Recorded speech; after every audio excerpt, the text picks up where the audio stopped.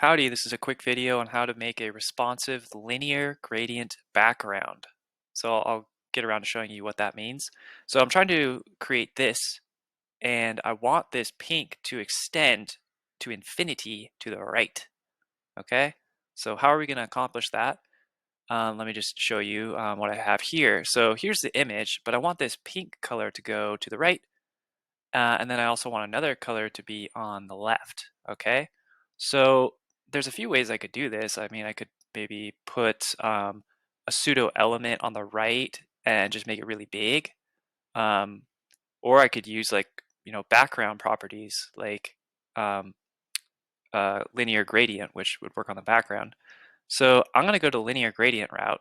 So let's just hop in and check out the code here. So right now I just have the image. But let's say I want to add a like one color on the left, one color on the right, okay? So you can accomplish this with linear gradient. So I'm going to show that right now. Just going to uncomment this. So what this is saying is, so 90 degrees means straight up and down. And then the color 15, this is being drawn from oxygen. Um, and then 50%, so this is like 50% of the screen. On the left side, I want it to be this color. So it's that color. And then on the other side of the screen, it's going to use this color, and it's 50% of that screen. Okay, that's great. So you might be thinking, okay, to get the look I want, all I need to do is sort of like play around with these, which to some extent is true. But let's see what happens when we do that. So I'm going to do 70, and we'll do 30 here. So that looks pretty close. Let's kind of bump it up a little bit more, maybe like 74. And it should be what, 26? Okay, hey, that's looking pretty close to what I had. So we'll save that. But then we're going to test it. Okay, we're going to go to the front end and look, see what we got. Right, looking pretty good. But let's see what happens when we move this. Uh-oh. So apparently, and then when I shrink it, see it moves to here. So, I mean, even though it's, positioned sort of like in a relative way, like 74% to 26, it still doesn't track with this image. It doesn't stick to the image. It has its own thing that it's doing. So how do we get it to stick to that image? So that's what I'm excited to share with you about.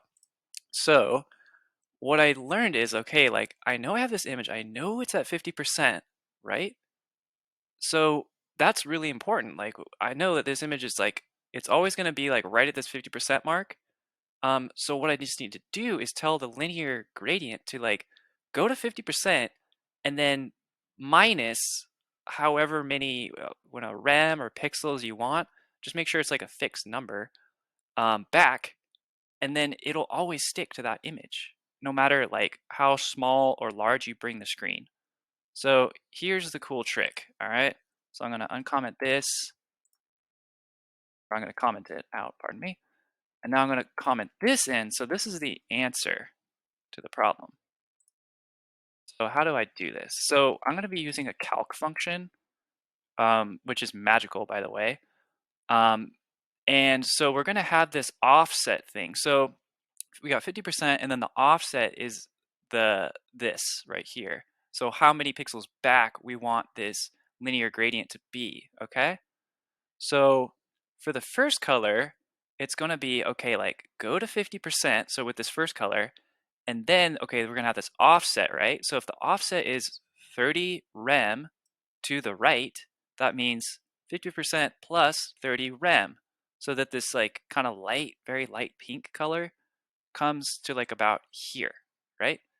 And then for this pink part, it's going to be 50% minus the offset, which I put right here. And this is a CSS variable, by the way.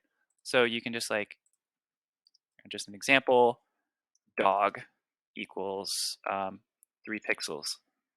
And then you can say, you can use that variable by saying dog like that, var dog, like I do here. So basically this is just this 30 pixels right here. Okay, so that's and if you want to learn about how variables work, there's like tons of videos on YouTube, but I didn't find a YouTube video particularly on this. So anyways, let's save what we got. Hopefully this makes sense.